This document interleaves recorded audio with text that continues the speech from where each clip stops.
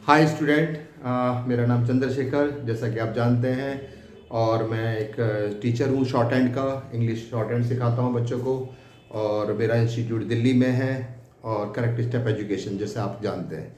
Last time मैंने video डाली थी और मुझे बहुत दुख हुआ था जब 15 फ़रवरी 2023 का जो पेपर हुआ है, जिसके अंदर यानी कि बच्चों के लिए बहुत प्रॉब्लम हो गई थी एसएससी के पेपर को लेके। और क्योंकि पेपर के अंदर स्पीकर ख़राब थे बहुत सारी, जो मैं पहले डिस्कस कर चुका हूँ अपनी वीडियो में।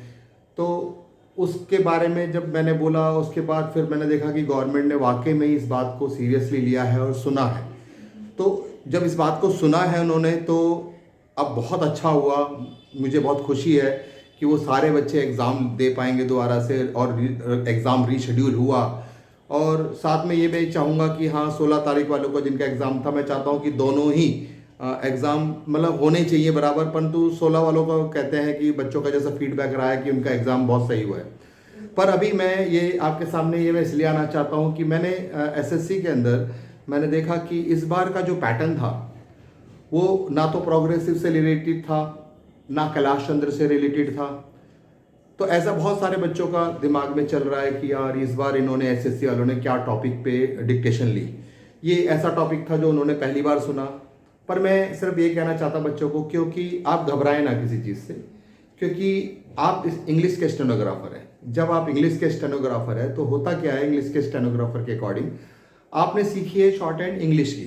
तो इंग्लिश का मतलब जो भी शॉर्ट हैंड आपने इंग्लिश की सीखी है, तो इसका मतलब इंग्लिश का हर मैक्सिमम वर्ड आपको बनाने आना चाहिए। उससे ये मैटर नहीं करता वो कैलाश चंद्र का है, क्योंकि आपको तो सिर्फ इंग्लिश लिखना आना चाहिए। फिर भी टॉपिक थोड़े से अलग होने चाहिए, क्योंकि जैसा कि प्रोग्रेसिव में भी नहीं होते हैं और कैलाश चंद्र मैगजीन के अंदर ऑफिशियल लैंग्वेज होती है। पर मेरा ये मानना है कि अगर एसएससी एग्जाम ले, क्योंकि एसएससी एग्जाम लेती है मिनिस्ट्रीज के लिए, ऐसे डिपार्टमेंट के लिए जो ऑफिशियल डिपार्टमेंट होते हैं, तो वहाँ जो मैटर आना चाहिए वो एसएससी को ऑफिशियली मैटर पे लेना चाहिए। अगर साइंस पे या किसी और चीज़ पे, जैसे इस बार वल्चर बर्ड्स वगैरह पे डिक्टेशन आ गई थी, वो थोड़ा सा टॉपिक अनऑफिशियल टाइप का टॉपिक है, क्योंकि मिनिस्ट्रीज में इस तरह से काम नहीं होता। ये तो रेलवे पे आना चाहिए, बजट पे आना चाहिए, या minister defence, finance, external affairs, क्योंकि इन्हीं डिपार्टमेंट के लिए मैक्सिमम रिक्रूटमेंट होती है एसएससी की। पर इस बार टीसीएस वालों ने या एसएससी वालों ने कह सकते हैं कि एग्जाम का पैटर्न थोड़ा सा डिफरेंट करा है।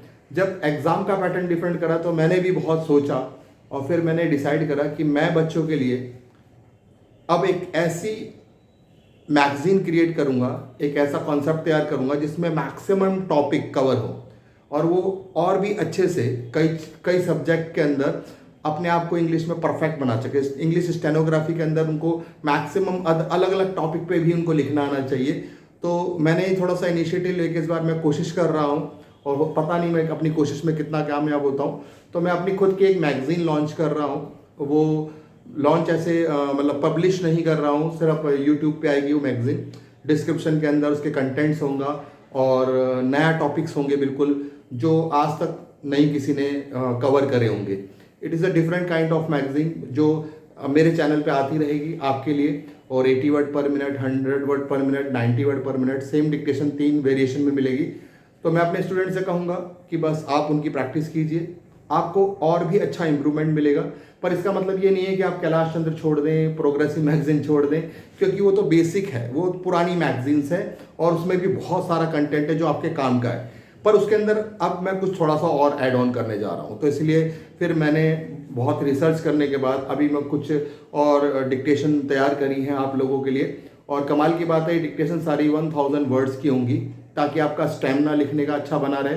साथ के साथ आपके पास वैरायटी ऑफ वर्ड्स और आ जाएं जिस पे आप लिख सकें। ऐसे बहुत सारे टॉपिक को इंक्लूड कर रहा हूँ धीरे धीरे, और मैं ये होप करूँगा कि ये मैगज़ीन आपके लिए बहुत हेल्पफुल रहेगी।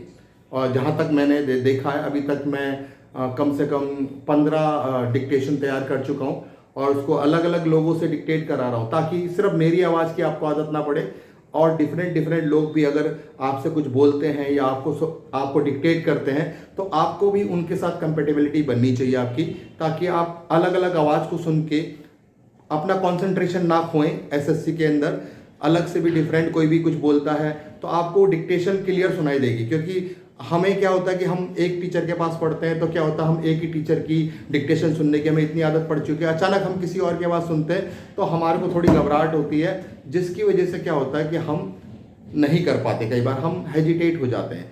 तो मैंने इस चीज़ को भी ध्यान रखा है, इसलिए मेरी डिक्टेशन में मेरी डिक्टेशन से कुछ मेरी आवाज़ में रहेंगी, कुछ और भी आर्टिस्ट है, वॉइस आर्टिस्ट, उनके आवाज़ में रहेगी, कुछ स्टूडेंट्स को लिया जिनकी क्लियर प्रोनाउंसिएशन है तो वो भी आपको डिक्टेट करेंगे।